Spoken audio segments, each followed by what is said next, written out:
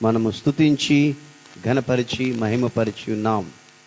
ఈ సమయంలో దేవుని యొక్క వాక్యాన్ని మనం ధ్యానం చేసుకుందాం. దయచేసి గమనించండి.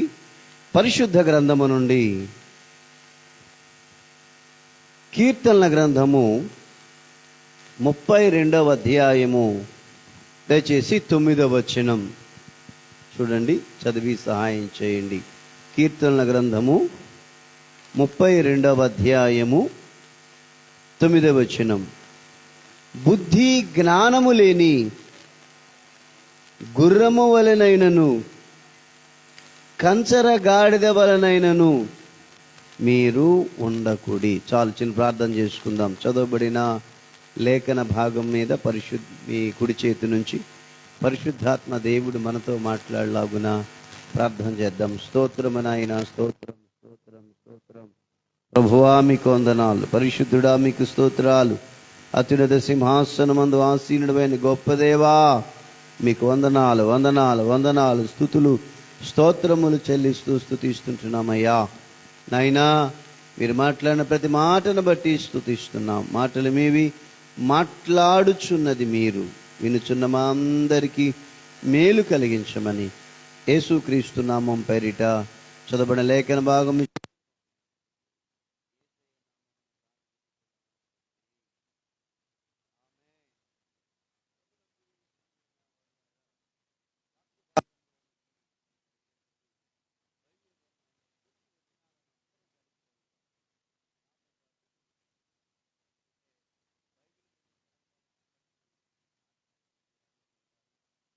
వాక్యాన్ని మన నోటితో పలకటం ఎంతో ఆశీర్వాదకరం. సమయం ఉండి కూడా చదవని వాళ్ళు చాలామంది ఉంటారు. కనుక నేను చెప్తాను నాతో పాటు కొన్ని వచనాలు. దుష్టుల ఆలోచన చొప్పున నడవక, అందరు చెప్పాలి, పాపుల మార్గమున నిలవక, అపహాసకులు కూర్చుండు చోటు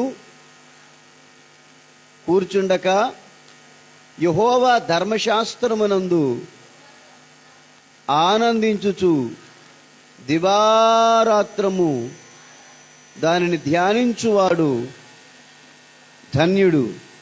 అతడు నీటి కాలువల యోరన నాటబడినదై ఆకు వాడక తన కాలమందు ఫలమిచ్చు చెట్టు వలె ఉండును.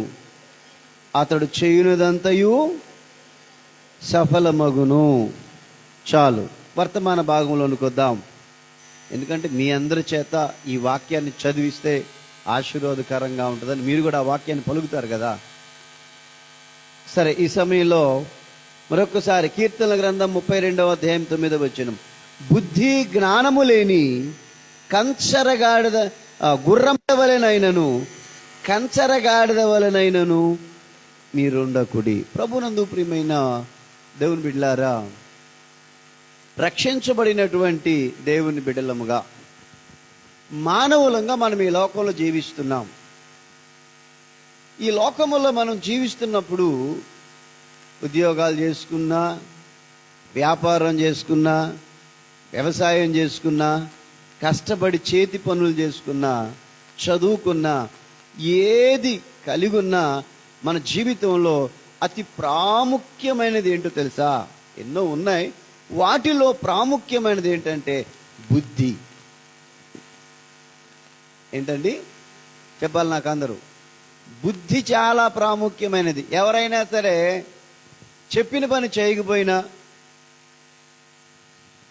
చేయమన్నది చేయకుండా, వద్దన్నది చేసిన మన నోటి నుంచి వచ్చే మాట ఏంటి? బుద్ధి ఉందా? ఎందుకు చేయలేదు నువ్వు? నేను చేయమని చెప్పాను కదా, బుద్ధి లేకుండా ఎందుకున్నావు అని మాట్లాడతారు. బుద్ధి చాలా ప్రాముఖ్యమైనది.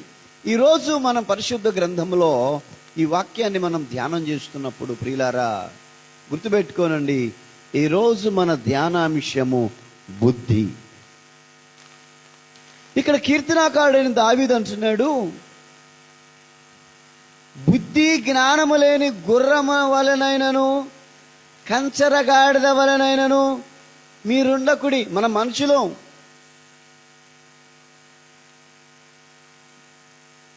మనం గుర్రాలు, గాడిదలు అవన్నీ పశువులు, వాటికి బుద్ధి ఉంటుందా అంటే వాటికి ప్రేమ ఉంటుంది. మనం వాటిలో ఏం చూస్తాం? ప్రేమ చూస్తాం. అర్థమవుతుందా మీకు నేను చెప్పేది? ప్రేమ ఉంటుంది. వాటికి ఉన్న ప్రేమ, వాటికి ఉన్న విశ్వాసం మనుషులకు ఉండదు.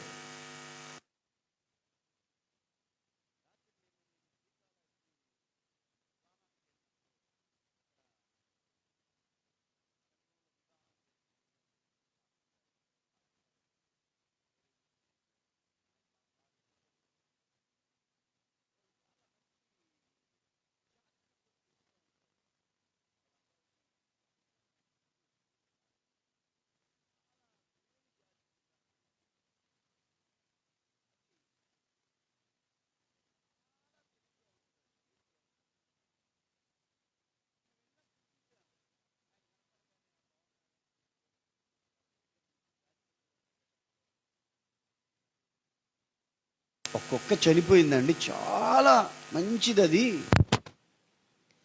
వేల రూపాయలు ఖరీదు చేస్తుంది. అది ఎందుకండి? ఏం జరిగిందంటే మా అబ్బాయి చిన్న అనారోగ్యత వల్ల కొద్ది రోజులు పడక మీద ఉండాల్సి వచ్చింది. అన్నం నీళ్లు సిక్కయి ఉన్నాడు తాగకుండా.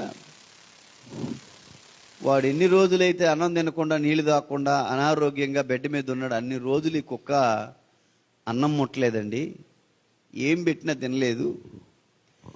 చివరిగా ఆ కుక్క వాడు బెడ్ మీద, మంచం మీద పడుకుంటే వెళ్ళి వాడి పక్కలో పడుకుంది ఆ కుక్క. బయటికి వెళ్ళి పడుకో అని అంటే అది బయటికి వెళ్ళి పడుకొని సాయంత్రానికల్లా చనిపోయిందండి ఆ కుక్క. చాలా ఆశ్చర్యపోయాను. వాటికి ప్రేమ ఉంటుంది, విశ్వాసం ఉంటుంది. కానీ బుద్ధి అనే దానికోసరికే బుద్ధి అనేది చాలా ప్రాముఖ్యమైంది. ఏ జంతువు అయినా, ఏ పశువు అయినా, ఏదైనా కానీ ప్రేమ చూపిస్తుంది. ఇప్పుడు చరిత్ర చూస్తే, చరిత్రలో యుద్ధాలు జరిగినటువంటి సమయంలో ఖడ్గతిక్కన అనే ఒక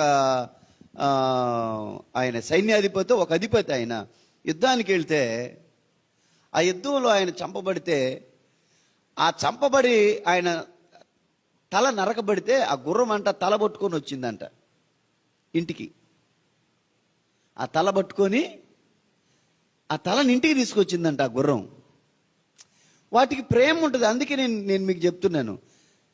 కానీ బుద్ధి అనేసరికే, ఇప్పుడు పిల్లోడు ఉన్నాడు, ఆ పిల్లోడిని నువ్వు సెంటర్కి వెళ్ళి పలానా వస్తువు తీసుకొని పలానా మాట చెప్పి రా అని అన్నావు అనుకో, వాడు ఖచ్చితంగా వెళ్ళి ఆ మాట చెప్పి మనం అడిగింది తీసుకొని వస్తాడు.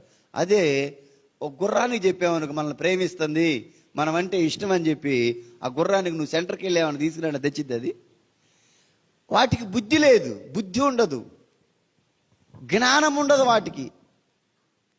ఇక్కడ భక్తులు అంటున్నాడు, మనం మనుషులు, ఇంకా దేవుని స్వరూపము చొప్పున మనము చేయబడిన వాళ్ళము. Praise the Lord. సమస్త జీవరాశులను, సకల చరాచర జీవరాశులను ఆయన నోటి మాటతో కలుగు చేశాడు. కలుగునుగాక, అవునుగాక, భూజంతువులు, ఆకాశ పక్షులు, జలచరాలు, సమస్తమైనటువంటి చెట్లు, ఆయా జాతుల ప్రకారం కలుగునుగాక, కలుగునుగాక, భూమి సమృద్ధిగా పుట్టించునుగాక, అలా పుట్టినవన్నీ. కానీ మన విషయానికి వచ్చేసరికి, మానవుని విషయానికి వచ్చేసరికి దేవుడు మానవుని చేయాలనుకున్నాడు. ఏదో ఒక పోలిక చొప్పున, ఏదో ఒక విధంగా అనుకోలేదు. కానీ మన పోలిక చొప్పున, మన స్వరూపమందు నరులను చేయుదము. మన పోలిక, నా పోలిక ఉండాలి. ఆయన స్వరూపము, ఆయన పోలిక చొప్పున చేశాడు. ఇలారా, ఆయన పోలిక చొప్పున, ఆయన స్వరూపమును చేయబడ్డాడు. కనుకనే మీకు చాలాసార్లు చెప్పాను, ఆదాము నరుడు ఒంటరిగా ఉంట మంచిది కాదని అతనికి గాఢ నిద్ర కలుగు చేసి, అతని ప్రకటెముకలోకి ఎముకను తీసి ఆ చోటును మాంసముతో పూడ్చివేసి స్త్రీనిగా నిర్మించి ఆదాము దగ్గరికి తీసుకొచ్చి, ఆదామా ఎవరంటే ఏమన్నాడు? ఏమో ప్రభువా నాకు తెలియదు అన్నాడు. నేను నిద్రపోతున్నాను కదా, నాకేం తెలుసా? లేదు ప్రభువా, నా ఎముకలో ఎముక, నా మాంసములో మాంసము నరుల నుంచి తీయబడింది కనుక నారి అనబడిన. నేను అనుకుంటాను, ప్రభువు దేవుడు ఆ స్త్రీని నిర్మించి ఆదాము దగ్గర తీసుకొచ్చి ఆదామును ఏం చేయాలనుకున్నాడు? సర్ప్రైజ్ చేద్దాం అనుకున్నాడు, అంతే కదా. సర్ప్రైజ్ చేద్దామనేగా, ఆదామా ఈమెవరు అని అంటే, ఆదాం అనే మాట ఏంటనంటే, నా ఎముకలో ఎముక, ఇది నా మాంసం. అంటే ఆయన చేసిందంతా ఆదాముకి ఏమైంది? అర్థమైంది. కారణం, మనిషిది దేవుని పోలిక. Praise the Lord. ప్రియులారా, మనం దేవుని పోలికతో చేయబడ్డాం. మనం బుద్ధి జ్ఞానములు కలిగి ఉండాలి. బుద్ధి జ్ఞానములు కలిగిన వారంగా మనం జీవించాలి. బుద్ధి జ్ఞానము లేని గుర్రమ వలనైనను కంచర గాడిద వలనైన మనం ఎంత మాత్రం కూడా ఉండకూడదు. ఒక బుద్ధి అనేది ఒక కుటుంబాన్ని కట్టడానికి కారణమవుతుంది. బుద్ధి గృహమును విత్తమును పితరులిచ్చు స్వాస్యము. సుబుద్ధి కలిగిన భార్య యెహోవా యొక్క దానము. సుబుద్ధి గల భార్య. బుద్ధి ఒక కుటుంబాన్ని కట్టడానికి కారణమైంది. బుద్ధి జీవితాన్ని బాగు చేస్తుంది. ఇప్పుడు చదువుకునే పిల్లలు ఉన్నారు, నిజంగా వాళ్ళకి బుద్ధి ఉంటే, చూడండి, వాళ్ళకి బుద్ధి ఉంటే నా తల్లిదండ్రులు నన్ను ఎందుకు చదివిస్తున్నారు, నా తల్లిదండ్రులు ఎందుకు ఇంత ఖర్చు పెడుతున్నారు నా మీద, ఎవరి కోసం? కొన్నిసార్లు వాళ్ళని లేచి చదవమంటే వాళ్ళకి ఎలా ఉంటుంది? ఆ తలనొప్పి, ఇబ్బంది, చాలా కష్టం. అక్కడ చదివి ఇక్కడ చదివి ఏడ అల్లాడిపోతున్నాం మేము. ఎవరి కోసం? ఎవరి కోసం చదవమనేది? ఎవరి కోసం కష్టపడమనేది? ఎవరి కోసం? నీ భవిష్యత్తు బాగుండాలని, నీ జీవితం బాగుండాలని, ఫ్యూచర్లో నువ్వు ఎవరికి తలవంచకుండా, ఎవరికి లోబడకుండా ఒక ఉన్నతమైనటువంటి స్థితిని నువ్వు కలిగి ఉండాలని తల్లిదండ్రులు నీ మేలు కోరి నేను కష్టపడి చదవమని చెప్తారు. నీ మేలు కోరి, నీ బాగు కోరి. ఒక దెబ్బ కొట్టిన తల్లిదండ్రులు, ఒక దెబ్బ కొట్టిన, ఒక మాట అన్నా కేవలం ఎందుకోసం? స్వార్థం ఉంటుందా? కక్ష ఉంటుందా? ద్వేషం ఉంటుందా? ఒక మాట అన్నా, ఒక దెబ్బ కొట్టినా, ఒకటి చెప్పినా, ఏది చెప్పినా ఇది మంచిది కాదు నీకు అని ఎందుకు చెప్తారు? నాకు ఇది కావాలన్నావు, అది ఏదైనా కావచ్చు, నాకు ఇది కావాలన్నావు, వద్దమ్మా అది మంచిది కాదు అన్నారు, వద్దురా అది మంచిది కాదు అన్నారు. ఎందుకన్నారు వాళ్ళు? నీ క్షేమం కాదు అది, నీకు మేలు కాదు అది, అందుకే వాళ్ళు అలా చెప్తారన్నమాట. కనుక మన జీవితం బాగుండాలి, జీవితం ఆశీర్వాదకరంగా ఉండాలి. చదువుకుంటున్న నీ జీవితం ఒక గొప్ప స్థాయిలో ఉండాలంటే మొట్టమొదట నీకు ఏముండాలి? బుద్ధి ఉండాలి. బుద్ధి ఉంటే ఖచ్చితంగా చదవవలసిన వయసులో, చదవవలసిన సమయంలో చదవవలసినటువంటి ఆ సబ్జెక్టును ఖచ్చితంగా నువ్వు చదువుకుంటావు. ఒకరోజు వస్తుంది నువ్వు చదువుకుందామన్నా చదువుకునే అవకాశం ఉండదు. కష్టపడే వాళ్ళని చూడండి, ఆ రోజు మమ్మల్ని ఎంతో ఒత్తిడి చేశారు చదువుకోమని, ఆ రోజు మమ్మల్ని ఎంతో బాధ పెట్టారు చదువుకోమని, మేము వాళ్ళ మాట వినలేదు, ఈరోజు ఈ కష్టాలు అనుభవిస్తున్నాం. నువ్వు ఈ భవిష్యత్తు బాగుండాలంటే నీకు బుద్ధి ఉంటే ఖచ్చితంగా చదువుకుంటావు. నీ కుటుంబం కట్టబడాలంటే స్త్రీకి బుద్ధి ఉండాలి. బుద్ధి లేని స్త్రీ ఏం చేస్తుంది? బుద్ధి లేని స్త్రీ అవగాహన రాహిత్యంగా ఉంటుంది, ఆలోచించదు. బుద్ధి లేని స్త్రీ ఈ మాట అంటే ఈ పని చేస్తే ఏమైద్ది, ఇది చేస్తే దీని పర్యవసానం ఏమవుతుంది. నేను ఒక్కటి చెప్తున్నాను, గుర్తుపెట్టుకోనండి. నేను ఎప్పుడు చెప్తూ ఉంటాను, నీ జీవితంలో పాజిటివ్ని గురించి అసలు ఆలోచించే అవసరమే లేదు. నెగిటివ్ని గురించి ఎప్పుడు ఆలోచిస్తావో నీ జీవితం అప్పుడు బాగుంటుంది. అంటే ఏంది పాస్టర్ గారు అని అంటారేమో. చూడండి, నేను ఇది చేయబోతున్నాను, ఇది చేయబోతున్నాను, ఉద్యోగమా, వ్యాపారమా, వ్యవసాయమా, ఒకటి ఏదో ఒకటి ఇది చేయబోతున్నాను, దీనివల్ల నాకు ఎంత లాభం కలిగిద్ది అని నేను ఆలోచించాను అనుకోండి, అది కరెక్ట్ కాదు. దీని వలన, ఇది ప్రారంభించినందువలన నాకు ఏ నష్టం వస్తుంది అని ముందు నష్టాన్ని, కష్టాన్ని, శ్రమను అంచనా వేసుకోవాలి. ఎంత మేలు కలిగినా మనకు సంతోషమే, కానీ చిన్న నష్టం కలిగితే మనం దాన్ని మరలా వెనక్కి తీసుకోలేం.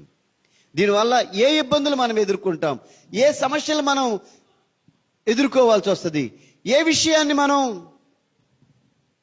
ఎక్కడ ఇబ్బంది పడతాం అని చెప్పి మనం బేరీ చేసుకోవాలి మన మనసుకి. ప్రియులారా, బుద్ధి కలిగినటువంటి ఆ వ్యక్తి ఆలోచించేది చాలా జ్ఞానయుక్తముగా ఉంటుంది. ఇక్కడ అందుకని భక్తుడు అంటున్నాడు, బుద్ధి జ్ఞానము లేని గుర్రము వలనైనను కంచరగాడిద వలనైనను ఈ ఉండకుడి.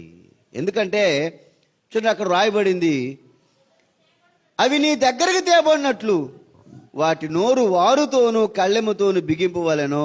అవి ఏం చేయాలన్నా ఆ వారుతోనూ కళ్ళెంతోనూ అవి బిగించబడి ఉంటాయి. అది అలాగే తిడిపోతాయి, ఇట్లాగితే ఇడిపోతాయి. వాటికి కొన్ని గుర్తులు అన్నమాట. ఇట్లా అదిలిస్తే పరిగెత్తుతాయి, ఇట్లాగి తిడిపోతాయి, గట్టిగా లాగి పట్టుకుంటే ఆగిపోతాయి. అయ్యే వాటికి తెలుసు. ఇంకంతకు మించి ఆ కళ్ళెం కంట్రోల్లో ఉంటాయి పిల్లరా. కానీ మనుషులమైన మనము అలా కాదు, కానీ బుద్ధి కలిగి మన జీవితంలో మనము జీవించే వారముగా ఉండాలి. Praise the Lord. కారణం ఏంటనంటే చూడండి, దేవుని యొక్క వాక్యంలో ఒక మాటను మనం గమనిద్దాము. పరిశుద్ధ గ్రంథములో నుండి సామెతల గ్రంథం 2వ అధ్యాయం 11వ వచనం. సామెతల గ్రంథం 2వ అధ్యాయము 11వ వచనం. ఎందుకు బుద్ధి జ్ఞానము లేని గుర్రముల వలె కంచరగాడిదల వలె ఉండకుండా ఉండాలని ఎందుకు అన్నాడంటే, బుద్ధి ఉంటే బుద్ధి నిన్ను కాపాడును, వివేచన నీకు కావలి కాయుని. ఏం చేస్తుందంట? ఎందుకు బుద్ధి కలిగి ఉండాలి అని అంటే, బుద్ధి నిన్ను కాపాడుతుంది. నీ బుద్ధి నిన్ను కాపాడుతుంది, నీ కుటుంబము కాపాడబడుతుంది, నీ జీవితము ఆశీర్వాదానికి కారణంగా ఉంటుంది. బుద్ధి లేకపోతే పశువులతో, గుర్రాలతో, గాడిదలతో సమానమైపోతామని బైబిల్ గ్రంథం ఘోషిస్తూ ఉంది ప్రియులారా. అందుకే అంటాడు, బుద్ధి నిన్ను కాపాడు. చూడండి, బైబిల్ గ్రంథంలో బుద్ధి వలన ఎంతమంది జీవితాలు ఎలా మార్చబడ్డాయో, ఎంతమంది జీవితాలు ఎలా మలచబడ్డాయో పరిశుద్ధ గ్రంథంలో నుండి మనం చూద్దాం. దయచేసి గమనించండి ప్రియులారా. పరిశుద్ధ గ్రంథములో నుండి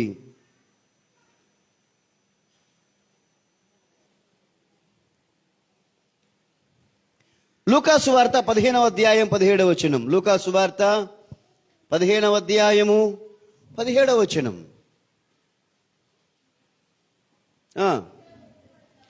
అయితే బుద్ధి వచ్చినప్పుడు వాడు నా తండ్రి వద్ద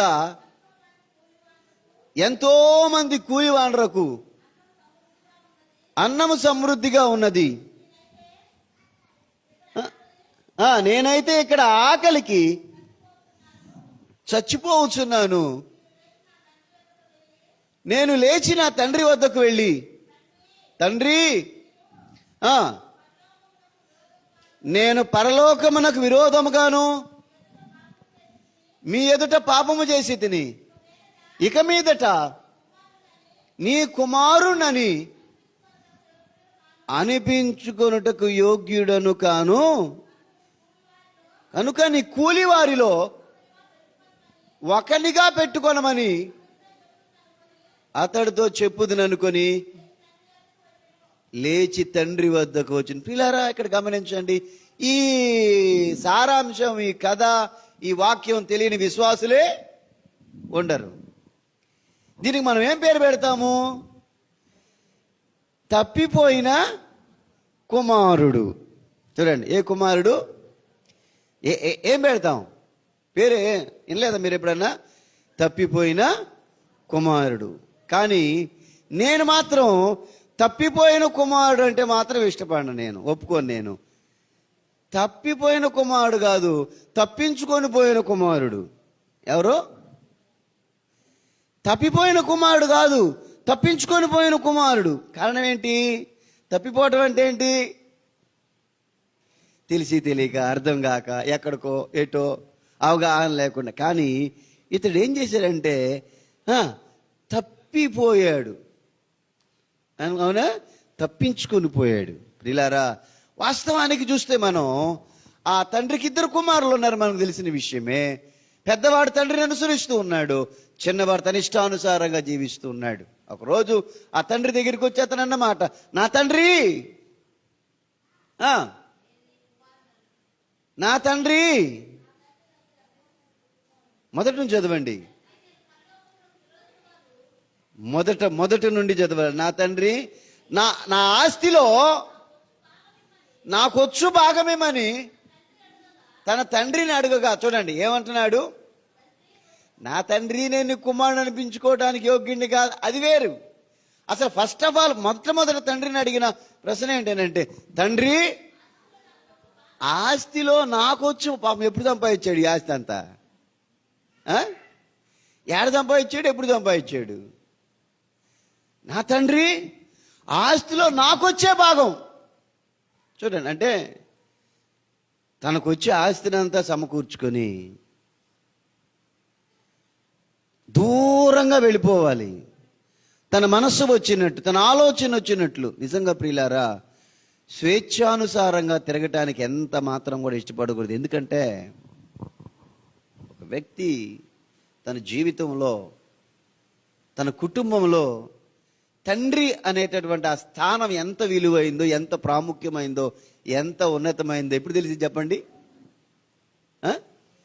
ఆ తండ్రి అనేటటువంటి ఆ స్థానం, తండ్రి అనేటువంటి విలువ, ఆ తండ్రి యొక్క గొప్పతనం ఎప్పుడు తెలిసిద్దంటే వాళ్ళు లేనప్పుడు తెలిసిద్ది. కావాలనుకున్నప్పుడు వాళ్ళు రారు. తండ్రి స్థానం ఎంత గొప్పదంటే, చనిపోబోతున్న సింహమే. సింహమే. ప్రియులారా, వాళ్ళ ఆలోచనలు వేరు, వాళ్ళ తలంపులు వేరు. ఎందుకంటే జీవితాన్ని వాళ్ళు కాసి వడపోసిన వాళ్ళు, జీవిత విలువలు తెలిసిన వాళ్ళు. కష్టం అంటే ఏంటి, నష్టం అంటే ఏంటి, మంచి అంటే ఏంటి, చెడు అంటే ఏంటి, బాధ అంటే ఏంటి, సుఖం అంటే ఏంటి, దుఃఖం అంటే ఏంటి ఎరిగినటువంటి వాళ్ళు. ప్రియులారా, ఆ కుమారుడు తండ్రి దగ్గరికి వచ్చి, నా తండ్రి, నా ఆస్తిలో నాకు రావాల్సిన భాగం నాకు ఇమ్మని అడిగినప్పుడు నేను అనుకుంటాను, ఆ తండ్రి ఇవ్వటానికి ఇష్టపడి ఉంటాడా? ఎందుకంటే ఇస్తే ఏమైపోతాడో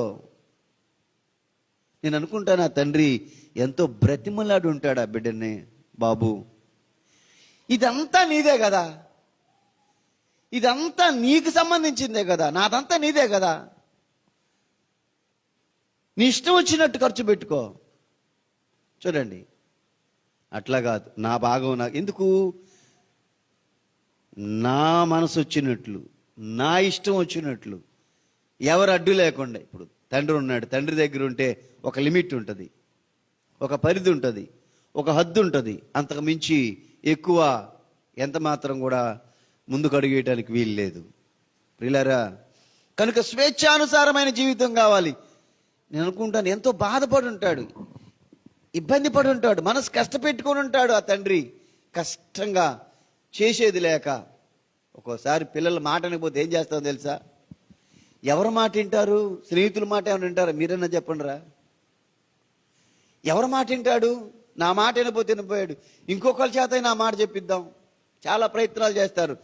ఏ తల్లి అయినా, ఏ తండ్రి అయినా బిడ్డల క్షేమాన్ని, బిడ్డల బాగును నిశ్చయంగా కోరుకుంటారు. Praise the Lord. ఈ తండ్రి ఆ బిడ్డ క్షేమాన్ని కోరాడు, ఆ బిడ్డ మాట లేదు.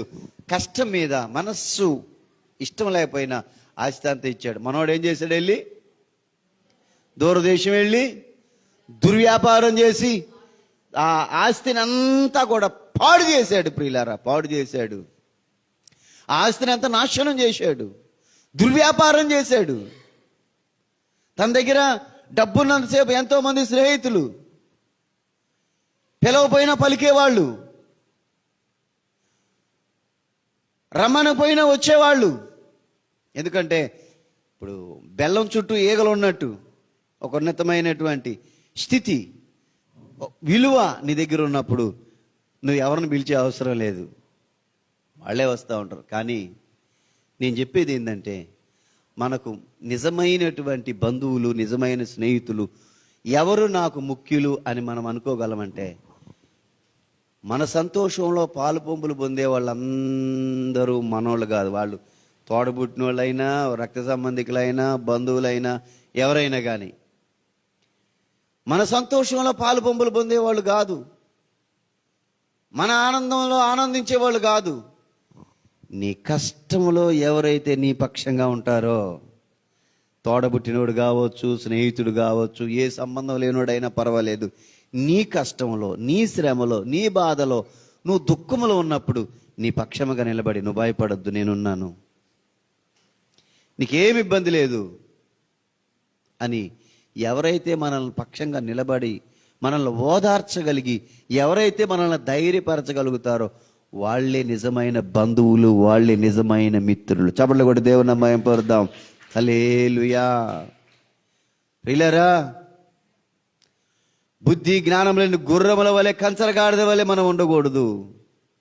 బుద్ధి కలిగి ఉండాలి. చదువుకుంటున్న కుటుంబం అయినా, ఉద్యోగమైనా, వ్యాపారమైనా, ఏదైనా ఎక్కడైనా నువ్వు బుద్ధి కలిగి ఉండాలి. దేవుని పని చేస్తున్నా నువ్వు బుద్ధి కలిగి ఉండాలి. పరిచయం చేస్తున్నా నువ్వు బుద్ధి కలిగి ఉండాలి. నువ్వేం చేస్తున్నా నువ్వు బుద్ధి కలిగి ఉండాలి. కారణం ఏంటంటే, బుద్ధి నిన్ను కాపాడుతుంది. ఈ కుమారుడు తండ్రికి వేరై, విరోధమై, దూరమై అక్కడి నుంచి వెళ్ళిపోయాడంటే ఏమి లేదు? చెప్పండి, ఏమి లేదు? బుద్ధి లేదు. తండ్రి ప్రేమను గుర్తించలేనివాడు, తండ్రి విలువను గుర్తించలేనివాడు, తండ్రి యొక్క గొప్పతనాన్ని, ఆ మనసును అర్థం చేసుకోలేనటువంటి వాడు. నేను బాగుండాలి, నేను సంతోషంగా ఉండాలి, నేను స్వేచ్ఛగా ఉండాలి, ఎవరో నన్ను ఇబ్బంది పెట్టకూడదు, నేను స్వతంత్రంగా బ్రతకాలి అనేటటువంటి ఒక దురాలోచనతో, దుర్బుద్ధితో ఆస్తిని అంతా సమకూర్చుకుని అక్కడి నుంచి వెళ్ళిపోయాడు. ఆస్తి అంతా పోయింది, అంతా నాశనం చేశాడు. ఆ దేశంలో కరువు వచ్చింది. ప్రియులారా, తనకు కలిగినటువంటి మొట్టమొదటి బాధ ఏంటనంటే ఆకలి బాధ. నేను అనుకుంటాను, పుట్టినప్పుడు దగ్గర నుంచి తండ్రి దగ్గర ఉన్నంత వరకు ఆకలి అంటే ఎలా ఉంటుందో తెలిసి ఉండదు తనకి. అల్లారు ముద్దుగా, గారాబంగా, విలువగా ఏ తల్లైన తండ్రి అయినా ఏమనుకుంటారు? వాళ్ళు బట్టలు వేసుకోపోయినా, మంచి బట్టలు కట్టుకోపోయినా, వాళ్ళకి బట్టలేసి, వాడు చూడండి ఎట్లా ఉన్నాడో, మా అమ్మాయి చూడు ఎంత అందంగా ఉందో, వాళ్ళ అందాన్ని, వాళ్ళ హుందాతనాన్ని చూసి మురిసిపోయేవాళ్ళే తల్లిదండ్రులు, పిచ్చోళ్ళు వాళ్ళు. వాడు బాగుంటే చాలు, ఆ అమ్మాయి బాగుంటే చాలు, వాళ్ళు కట్టుకుంటే చాలు, వాళ్ళు తింటే చాలు. కొన్నిసార్లు వాళ్ళు తినకుండా వీళ్ళకి పెట్టిన సందర్భాలు ఉంటాయి. ప్రియులారా, ఆకలి బాధ అనేది తెలియకుండా ఆ తండ్రి పెంచాడు. ఆస్తిని అంతా పాడు చేసుకున్న తర్వాత ఆకలి అయింది. ఆనందం లేకుండా బతకొచ్చు, అవసరతలను కొన్ని సర్దుబాటు చేసుకొని బ్రతకొచ్చు, తర్వాత తీసుకుందాంలే అని. కానీ ఆకలి, అందుకనే ఒక జ్ఞానం కలిగిన వ్యక్తి చెప్పిన మాట ఏంటంటే, మనిషికి మొట్టమొదటి శత్రువు ఏంటి? ఆకలి. అది మనిషిని ఊరుకోనీదు. ఆకలి. దేశంలో కరువు వచ్చింది, ఏం చేయాలి? ఆకలి తీర, ఆకలి బాధతో. అందుకని దైవజనుడు ఒక పాట రాశాడు, పందులు మేపుచు ఆకలి బాధతో పొట్టును మేసిన దుష్టుడనయ్యా. ఏం చేయాలి, ఏం చేయాలి? నేను అనుకుంటాను, అంతకుముందున్న స్నేహితులందరినీ కలిసి ఉంటాడు, పిలిచి ఉంటాడు.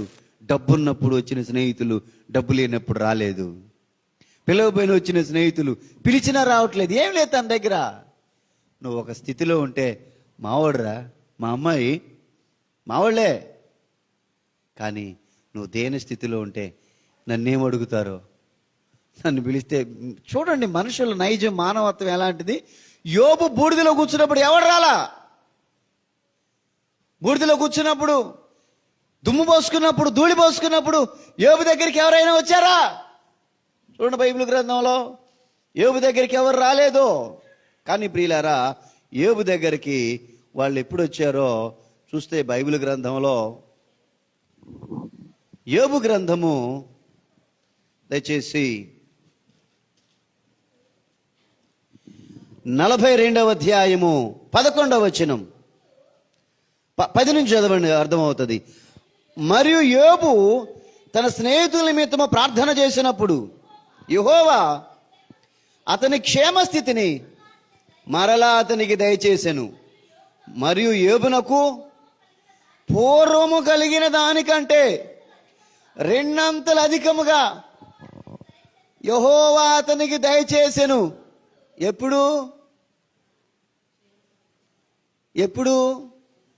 అప్పుడు క్షేమస్థితినిచ్చినప్పుడు, 2 అంతల ఆశీర్వాదం వచ్చినప్పుడు 500 జతల ఎడ్లకు 1000 జతల ఎడ్లయినాయి. 2 అంతల ఆశీర్వాదం వచ్చింది.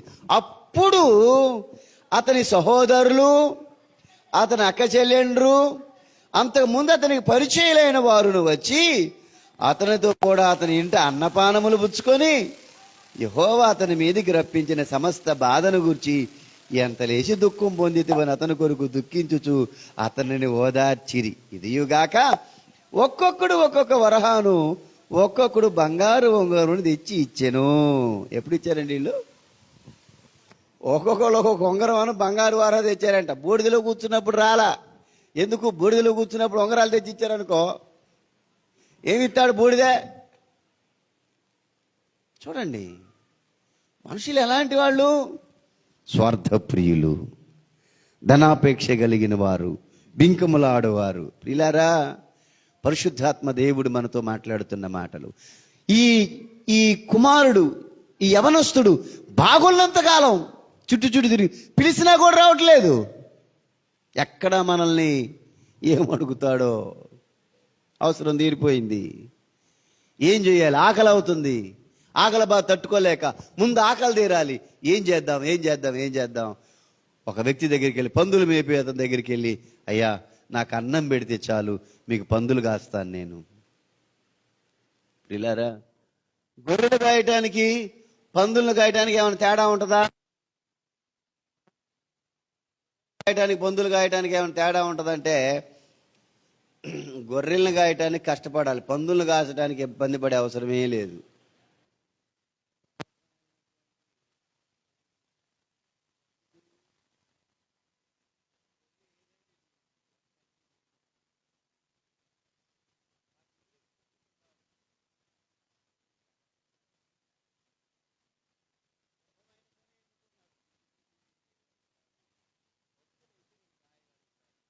గొర్రెలు కాయగలుగుతాడా? గొర్రెల కాపురం 2 కాళ్ళు ఒక చోట పెట్టలేరు. కావాలంటే గొర్రెల కాపురాలు అడగండి, 2 కాళ్ళు ఒక చోట పెట్టలేరు. సులభమైన పని అనుకున్నాడు, కానీ ఆ యజమాని అన్నం పెట్టట్లేదు, ఆకలి బాధ తీరట్లేదు. అందుకనే పందులు మేపుచు ఆకలి బాధతో పొట్టును మేసిన దుష్టుడనయ్యా, తండ్రివి నీవే గదయ్యా. ప్రియులారా, అప్పుడు గుర్తొచ్చాడు. ఎవరో? వాడికి ఏమొచ్చింది? బుద్ధి వచ్చింది. ఏంటి నాకీ బతికేంది? అసలు నేను ఎవరిని? నేను ఎక్కడ ఉండాల్సిన వాడిని? నేనేం చేయాల్సిన వాడిని? నా స్థితి ఏంది? నా స్థానం ఏంది? నేను ఎక్కడున్నాను? ఎంత తప్పు చేశాను? బుద్ధి వచ్చి చదవండి. అయితే బుద్ధి వచ్చినప్పుడు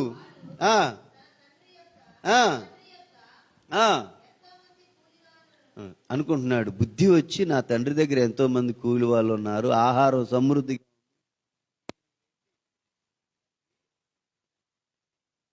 పరలోకానికి విరోధంగా నేను పాపం చేశాను, నిన్ను అనిపించుకోవటానికి నేను యోగ్యుణ్ణి కాదు, కనుక నీ కూలి వానిలో ఒకనిగా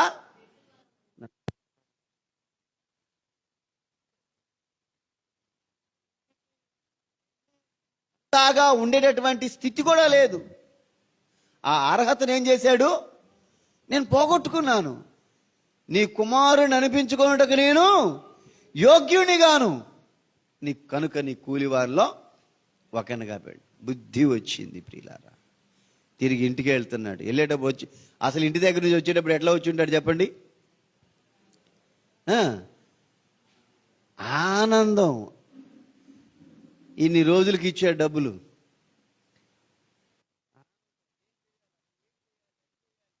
ఎట్ట సంతోషపడాలి, ఏదో ఒకటి, ఎన్నో ఆశలతో ఆలోచనలతో చాలా హుందాగా, చాలా హుషారుగా, సంతోషంగా. మీరు చూడండి, ఎవడన్నా తిరణాలకు పోయేవాడిని చూడండి, తిరణాలకు బయటపడి ఎట్టపోతాడు? రే రా పోదాం రా, కానీ ఎందుకు అవలేదా ఒకళ్ళు అసలు ఉల్లాసంగా పిలుచుకుంటూ ఉంటాడు వాడిని. తిరణాల నుంచి వచ్చేటప్పుడు కదిలేయండి, ఆవిడ సాలిపోయింది, ఏం లేదు, మాట్లాడే ఓపిక కూడా లేదు.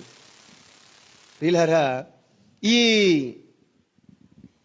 తండ్రి దగ్గర నుంచి వచ్చేటప్పుడు ఊదారంగు వస్త్రాలు, సన్నపనార బట్టలు, చాలా ఘనంగా విలువగా పోయాడు. తిరిగి ఎట్టొస్తున్నాడు? చినిగిపోయిన బట్టలు, మురికి, అసలు చూడటానికి గుర్తుపట్టడానికే అవకాశం లేదు. పిల్లారా, వాడు ఇంకా దూరంగా ఉన్నప్పుడే తండ్రి వాడిని చూసి పరిగెత్తుకొని వెళ్ళి వాడు మేడ మీద పడి ముద్దు పెట్టుకొని, అయ్యా చనిపోయిన నా కుమారుడు బ్రతికాడు, తప్పిపోయి దొరికాడు. అందుకే మనం ఆ మాట అన్నాడని తప్పిపోయి దొరికాడు అని అంటాం, తప్పిపోయిన కుమారుడు. కానీ తప్పించుకొని పోయిన కుమారుడు. ఇప్పుడు తప్పిపోయిన గొర్రెను మనం ఎత్తగలుగుతాం, కానీ తప్పించుకొని పోయిన గొర్రెను ఎత్తగలుగుతామా? తప్పిపోయిన గొర్రె అరుస్తూ ఉంటుంది, నా యజమాని, నా కాపర, అయ్యో ఎక్కడ ఉన్నాడని. తప్పిపోయిన గొర్రె ఏం చేస్తుందంటే వస్తున్నాడు అనుకుని సైలెంట్గా నక్కిద్ది, దాగిద్ది. ఎందుకంటే ఆయన కంట్లో పడితే మళ్ళీ తీసుకెళ్తాడు నన్ను అని. పిల్లరా, ఎప్పుడైతే బుద్ధి వచ్చి తండ్రి దగ్గరికి వచ్చాడో, తన జీవితంలో ఎలా వచ్చాడు?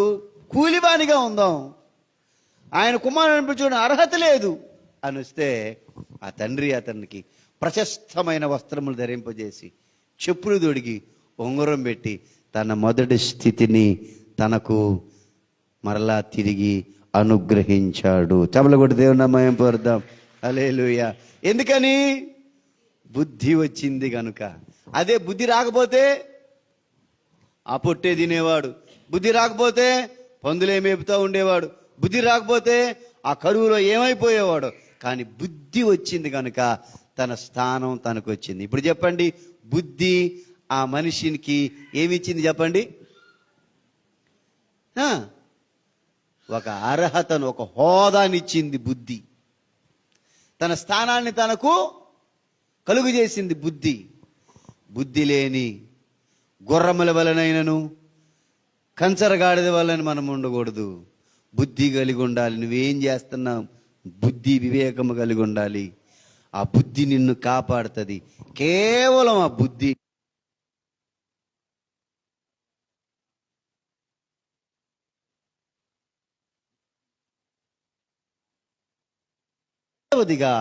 మనం చూస్తే పరిశుద్ధ గ్రంథములో నుండి ఒక మాటను చూద్దాం. మత్తయి సువార్త 25వ అధ్యాయము 4వ వచనం. మత్తయి సువార్త 25వ అధ్యాయము 4వ వచనం.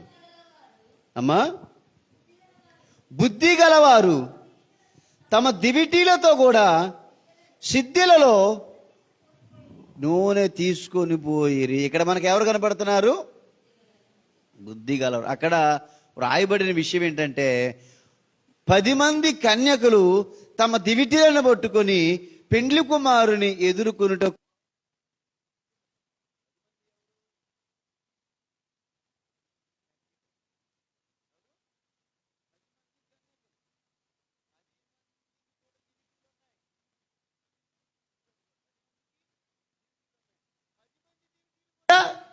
ఎలుగుతూ ఉన్నాయి.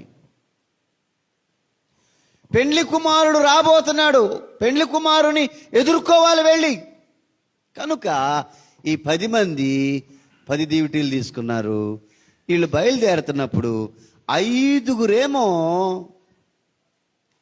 ఎగస్ట్రా సిద్దెలలో నూనె తీసుకున్నారంట. 5గురు ఏం చేశారు? ఎగస్ట్రా సిద్దెలలో నూనె తీసుకున్నారు. 5గురు నూనె తీసుకోలేదు, ఎగస్ట్రా తీసుకోలేదు. ఎందుకని?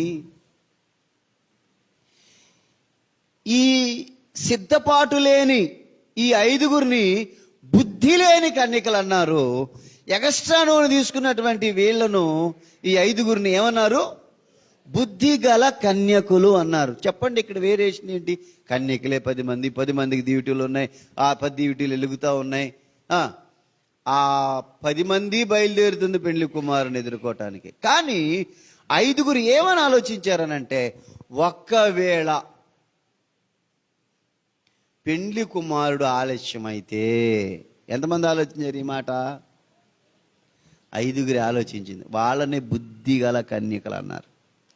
ఒకవేళ వస్తే పర్లేదు, ఇబ్బంది లేదు. ఒక్కవేళ, నేను ఇందా మీకు చెప్పాను కదా, మేలును కాదు మనం ఆలోచించాల్సింది, మనం అనుభవించే ఇబ్బందిని మనం ఆలోచించాలి. వీళ్ళు ఏం ఆలోచించారు? పెళ్లి కుమారుడు రావడం ఖాయం, నిజం, సత్యం, వస్తాడు, మనం ఎదురుటాను. ఒక్కవేళ ఆలస్యమైతే డ్యూటీలు ఆరిపోతాయి, డ్యూటీలు ఆరిపోతే వెలిగితేనే విందులో ప్రవేశిస్తాం మనం. ఒక్కవేళ అవసరపడితే అవసరపడింది, అవసరపడకపోతే ఇబ్బంది ఏం లేదు.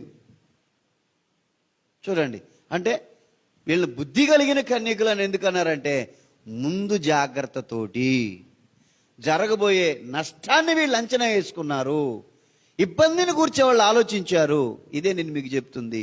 ఏది చేసినా ఏమి దీనివల్ల కలిగే నష్టం ఏంటి, ఏమి చేసినా దీనివల్ల కలిగే ఫలితార్థం ఏంటి? నష్టమేమీ లేదు, ఇబ్బంది లేదు. పిల్లరా, ఈ 5గురు ఆలోచించింది అదే. ఒక్కవేళ పెండ్లి కుమారుడు ఆలస్యం అయితే మన పరిస్థితి ఏంటని ఎగస్ట్రా నూనె తీసుకున్నారు. ఈ మిగిలిన వీళ్ళ ఆలోచన ఏంటి? వస్తానన్నాడు కదా, వస్తాడు, వస్తానంటే రాకుండా ఉంటాడా? ఆ తర్వాత చూసుకోవచ్చు. ఇదే బుద్ధి కలిగిన వాళ్లకు, బుద్ధి లేని వాళ్లకు. బుద్ధి 5గురిని సిద్ధపరిచింది. చబలు కూడా దేవుని మహిమ పొందుదాం. హల్లెలూయా. బుద్ధి ఏం చేసింది? 5గురిని సిద్ధపరిచింది. బుద్ధి లేదు గనక వీళ్లకు వాళ్ళలో సిద్ధపాటు లేదు. కానీ సిద్ధపాటు కష్టమే. వాళ్ళేమో చేతిలో దివిటి పట్టుకొని హాయిగా ఈ చేతితో ఈ చెయ్యి ఊపుకుంటా, ఈ చెయ్యిని పుట్టినప్పుడు ఈ చేతిలోకి మార్చుకుంటా దివిటి హ్యాపీగా వస్తున్నారు. మధ్యలో కూడా అని ఉండొచ్చు, ఎందుకమ్మే ఏం చేస్తున్నారు? ఈ చేతిలోనేమి దివిటి పట్టుకొని ఈ చేతిలో సిద్ధి పట్టుకున్నారు. కష్టమా కాదా? చేతులు నొప్పెడతాయా? నొప్పెడతాయి. మార్చుకోవడానికి అవకాశం ఉందా? కష్టం, కష్టం, సిద్ధపాటు కష్టమే. అయినా సరే జాగ్రత్త. ఒక్కవేళ పెండ్లి కుమారుడు ఆలస్యం అయితే ఏంటి మన పరిస్థితి?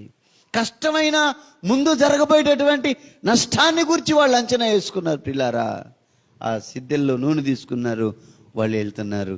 వీళ్ళు హ్యాపీగా ఒక దివిటి పట్టుకొని హ్యాపీగా వచ్చారు. పెండ్లి కుమారుడు ఆలస్యం చేశాడు. ఒక చోట వీళ్ళు ఆగారు. అందరూ కునికి నిద్ర. 10 మంది నిద్రపోయారా? 5గురు నిద్రపోయారా? ఆ 10 మంది కన్యకులు కునికి నిద్రించారు. 10 మంది నిద్రపోయారు. అయితే మధ్యరాత్రి వేళ ఇదిగో పెండ్లి కుమారుడు, ఆయన ఎదుర్కోవటానికి రండి అనే కేక వినబడింది. మొత్తం లేచారు, దివిటీలు చూసుకున్నారు. ఆరిపోవటానికి సిద్ధంగా ఉన్నాయి దివిటీలు. ఈ 5గురు ఆ దివిటీలు, ఆ సిద్ధెల్లో నూనె తీసుకొని దివిటీలను సిద్ధపరచుకుంటా ఉంటే ఈ బుద్ధి లేనటువంటి అన్నారు చూడు, ఈ 5గురు, ఆ బుద్ధి లేని ఆ కన్యకలు, అమ్మా మా దివిటీలు ఆరిపోతున్నాయి కనుక మీ నూనెలో కొద్దిగా మాకు ఇయ్యండమ్మా అని అన్నారు. ఆ బుద్ధి గల వాళ్ళని అడిగితే వాళ్ళు అన్నారు, అమ్మా ఇది మాకు మీకు చాలదేమో, ఇది మీకు ఇస్తే ఇవ్వటానికి ఇబ్బంది ఏం లేదు, ఒకవేళ మీకు ఇస్తే మీకు మాకు సరిపోదేమో. అంటే ఎవరూ కూడా పెండ్లి విందులోకి వెళ్ళలేము కనుక మీరు అమ్మవారి దగ్గరికి వెళ్ళి కొనుక్కోండి అని చెప్పి ఆ నూనెను ఆ సిద్ధెల్లో నింపుకొని, ఎప్పుడైతే ఆ నూనె చేత ఆ సిద్ధెలు నింపబడ్డాయో ఆ దివిటి దేదీప్యమానముగా వెలగటం ప్రారంభించింది. వీళ్ళు ఎక్కడ అమ్ముతారా, ఎక్కడ కొందామని పరిగెత్తుంటూ వాళ్ళు వెళ్ళిపోయారు. వాళ్ళు అమ్మవారి దగ్గరికి వెళ్ళి కొనుక్కోవాలని వీళ్ళు ఆ దివిటీలు పెట్టుకు, అంతలో పెళ్లి కుమారుడు వచ్చారు. లోపల విందులో ప్రవేశించారు, అంతట తలుపు వేయబడింది. ఆ తర్వాత వచ్చారు వాళ్ళు, వచ్చి అయ్యా అయ్యా మాకు కూడా తలుపు తీయ్యా. అక్రమం చేయవారులారా, మీరెవరో నేను ఎరుగను పోండి. ప్రియులారా, బుద్ధి ఆ ఐదుగురిని ఏం చేసింది చెప్పండి? సిద్ధపరిచింది బుద్ధి. మొదట మనం ఏం చెప్పుకున్నాం? బుద్ధి ఆ కుమారుని ఏం చేసింది? తన విలువను తనకి ఇచ్చేటట్లుగా బుద్ధి ఆ బిడ్డను సిద్ధపరిచింది. బుద్ధి వచ్చినప్పుడే తన స్థానం తనకు వచ్చింది. బుద్ధి అతని స్థానాన్ని, తన విలువను తనకి ఇచ్చింది. ఇక్కడ బుద్ధి వాళ్ళను పెండ్లి విందులో ప్రవేశించటానికి కారణమైంది. ప్రియులారా, ఈరోజు పరిశుద్ధాత్మ దేవుడు మనతో మాట్లాడుతున్న మాట, ఇంకొక మాట చెప్పి నేను ముగిస్తాను. చూడండి, పరిశుద్ధ గ్రంథములో నుండి సామెతల గ్రంథము చేసి ఒక మాటను మనం గమనిద్దాం. సామెతల గ్రంథము 15వ అధ్యాయం 24వ వచనం. సామెతల గ్రంథం 15వ అధ్యాయం 24వ వచనం. క్రిందనున్న పాతాళమును తప్పించుకొనవలెనని బుద్ధిమంతుడు పరమనకు పోవు జీవ మార్గమున నడుచుకొనును. క్రిందనున్న పాతాళమును తప్పించుకొనవలెనని బుద్ధిమంతుడు పరమనకు పోవు జీవ మార్గమున నడుచుకొనును. ప్రియులారా, మనుషులంగా ఈ లోకంలో ఎంతకాలం బ్రతుకుతామో ఎవరికి తెలియదు. బ్రతుకు శాశ్వతము కాదు. నిజంగా దేవుని సన్నిధికి వస్తా, వినండి, దేవుని బిడలుగా జీవిస్తా, పరిశుద్ధంగా పవిత్రంగా దేవుని కొరకు బ్రతుకుతా, ఇంకా నువ్వు బాప్తీసం పొందకుండా ఉన్నావంటే నీకు బుద్ధి ఉందా? బుద్ధి ఉంటే నువ్వు బాప్తీసం పొందకుండా ఉండవు. నమ్మి బాప్తీసం పొందినవాడు రక్షించబడును, నమ్మని వానికి శిక్ష విధించబడును. ఒకసారి ఆలోచించు. ఈ క్షణంలో నువ్వు ప్రార్థనకు వస్తున్నావు, పరిశుద్ధంగా ఉంటున్నావు, జాగ్రత్తగా ఉంటున్నావు, ప్రార్థన చేసుకుంటున్నావు, అయినా నువ్వు బాప్తీసం తీసుకోవాలా, రక్షణ పొందలా. ఇప్పుడు ప్రభు వస్తే నువ్వు ఎత్తబడతావా? ఆలోచించు ఒకసారి. ఈ అంశం పూర్తయిన తర్వాత ఎద్దనపూడిలో ఈరోజు ఆ ప్రార్థన చేసేటప్పుడు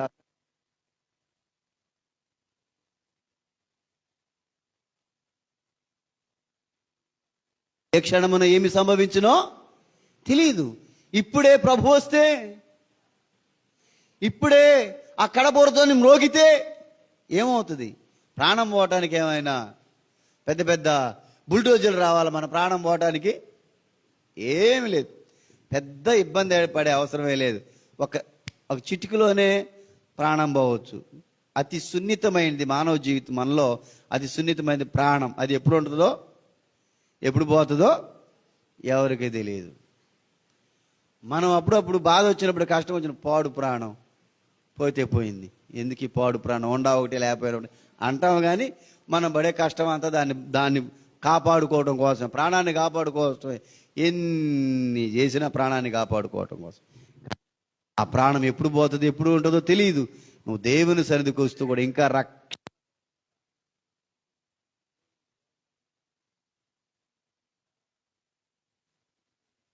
శ్రీమంతుడు పాతాళము, నువ్వు రక్షణ పొందకుండా ఉన్నావు అనుకో, ఎక్కడికి వెళ్తావు? నువ్వు పాతాళానికి వెళ్తావు. బుద్ధిమంతురాలు నీకు బుద్ధి ఉంటే నేను ఇప్పుడు వెళ్తాను, నేను అగ్ని ఆరదు, పురుగు చావదు, ఏడ్పు పండ్లు కొరుకుట. అది అవసరమా నాకు? నేను ప్రభువుని తెలుసుకున్నాను, యేసయ్య నా కొరకు సిలువలో ప్రాణం పెట్టి రక్తాన్ని కార్చాడు. ఇదిగో నేను రక్షణ పొందాలి. బుద్ధిమంతుడైతే క్రిందనున్న పాతాళం తప్పించుకొని వాళ్ళని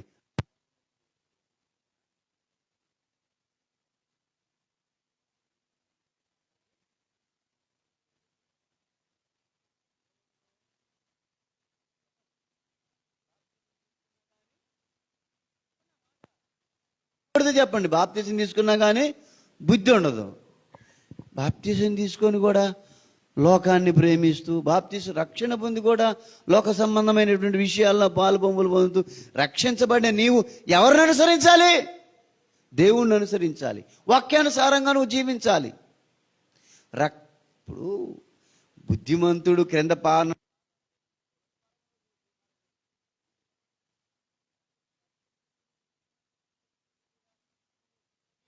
ప్రవర్తన వలన పాతాళానికి పోయే విధంగా ఉన్నావు అని అంటే నీ స్థితి ఏంటో ఆలోచించు. పిల్లారా, ప్రభు రాబోతున్నాడు. రాకడ సూచనలు నెరవేర్చబడుతున్నాయి. ప్రభు ఎప్పుడు వస్తాడో ఎవరికి తెలియదు. అగ్ని ఆరదు, పురుగు చావదు. మీకు కావాలంటే చూడండి, బ్రతికుండంగా ఏం అర్థం కావట్లేదు. బ్రతికుండంగా ఏం అర్థం కాదు. ఈ ప్రాణం పోయిన తర్వాత అప్పుడు అర్థమైంది, అయ్యో ఎంత పొరపాటు చేశాను నేను, అయ్యో నేను ఎంత తప్పు చేశాను నేను. సంఘ సమాజముల మధ్య ఉండి నేను ప్రతి విధమైన దౌష్ట్యమునకు లోబడుటకు కొంచెమే ఎడమాయను. అయ్యో, ఆ రోజు నేను బుద్ధి కలిగి బుద్ధి తెచ్చుకొని నా జీవితాన్ని సరి చేసుకుంటే ఎంత బాగుండేది. ఆ రోజు రక్షణ పొందితే ఎంత బాగుండేది. ఆ రోజు దేవుని కొరకు బ్రతికితే ఎంత బాగుండేది. చిన్న చిన్న చిన్న విషయాలకు, చిన్న చిన్న బలహీనతలకు, చిన్న చిన్న జీవితాలకు నా ఆత్మను, నా జీవితాన్ని నరకాగ్ని పాలు నేను చేసుకున్నానని ఒకరోజు బాధపడవలసి వస్తుంది.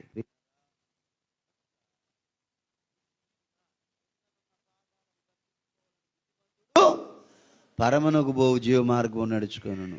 చూడండి,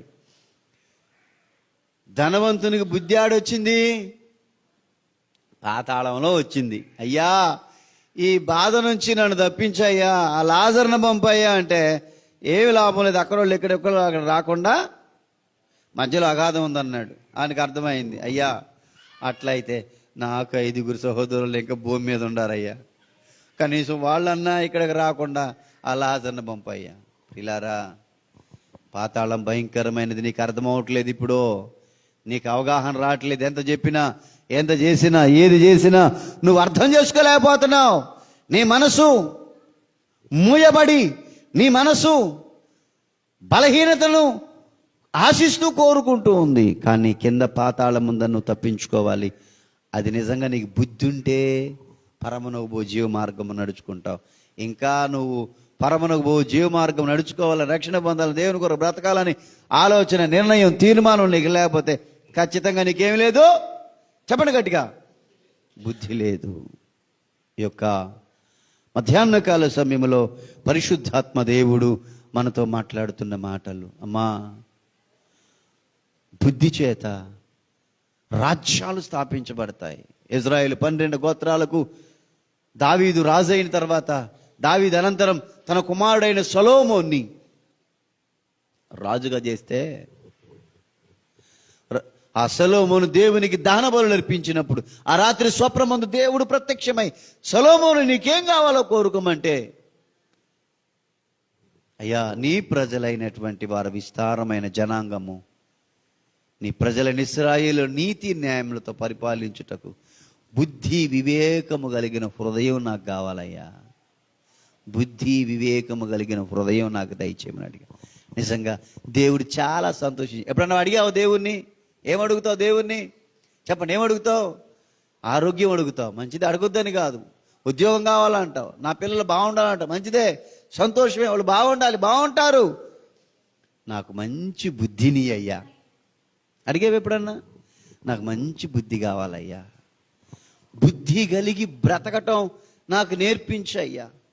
వాళ్ళ అమ్మకిస్తే మంచిది, బుద్ధి కలిగి నడుచుకుంటే మంచిది. అయ్యా, నాకు బుద్ధి కావాలి, జ్ఞానం కావాలి. బుద్ధి జ్ఞానం లేని గుర్రంలాగా, కంచరగాడిదలాగా నేను బతకూడదు. బుద్ధి వాడిని ఏం చేస్తుంది? చెప్పండి, వాక్యం చెప్పాను కదా, బుద్ధి వాణిని కాపాడుతుంది. తప్పిపోయిన కుమారుని బుద్ధి ఆయన్ని ఉన్నతమైన స్థానంలో నిలబెట్టింది. ఆ కన్యకలు బుద్ధి కలిగి ఉన్నందువలన నిత్య జీవంలో ప్రవేశించారు.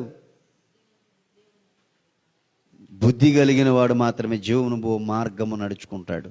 బుద్ధి కావాలి. ఎవరిని అడిగితే వస్తుంది బుద్ధి? ఎవరిని అడిగితే వస్తుంది?